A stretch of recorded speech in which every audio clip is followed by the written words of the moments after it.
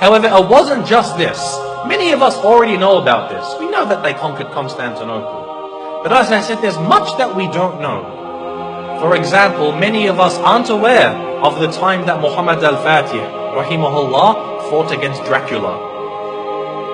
You've heard of Dracula before? When I say Dracula, you're probably thinking of a vampire. You're saying, yeah, Musa. You're telling me that Muhammad al-Fatih fought a vampire? What's next? He fought Superman? No. Dracula was a real man.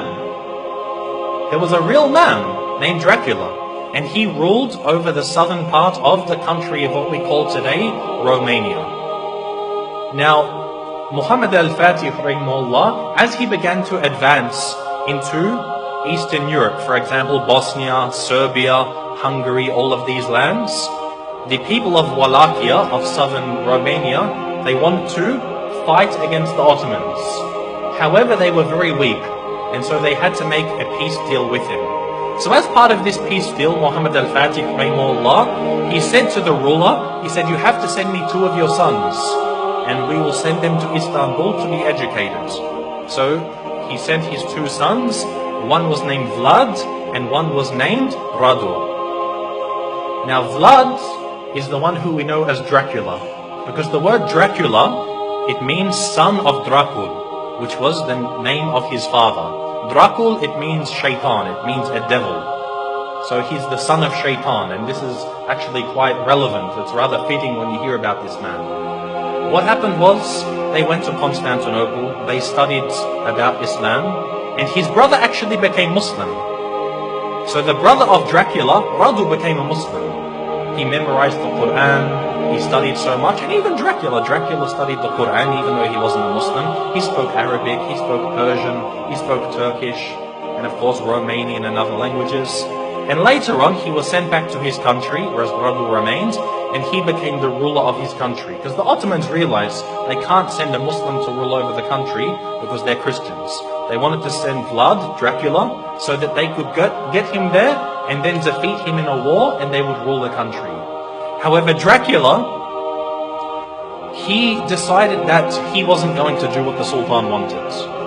The Sultan sent him 2 emissaries, 2 people to come speak with him, and they said to him, you must pay us the jizya. Now that you're the ruler of the country, you have to pay us jizya. And so Dracula, he said to them, if you want to step inside of my court, you have to take off your turban. And so they said, no, we won't remove it for you. We're not going to remove it for a kafir. So he said, take it off. Again, they refused.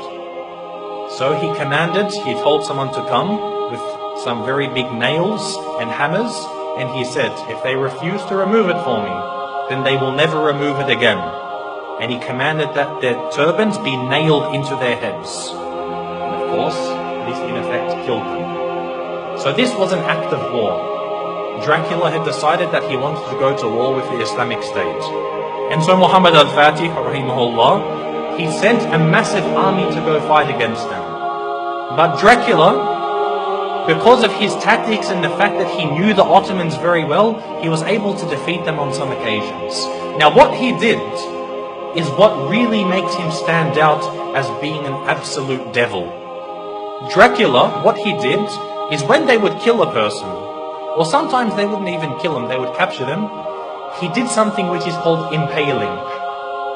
Now, if you haven't heard of impaling, it's a pretty gruesome thing to start to describe.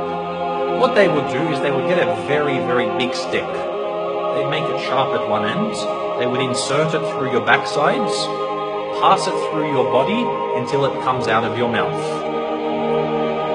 They would impale them, they would pass this through their body. A lot of the time they would be alive as well. And this is how they would kill them. And then they would put this in the ground and impale the next person, put him next to him. And the Ottoman army, when they went to go check on their troops, they found that on one of the very long roads leading to the capital of this area, they found 20,000 Muslims impaled along the sides of this road. Imagine this. And we suffer today. No doubt we suffer as Muslims today.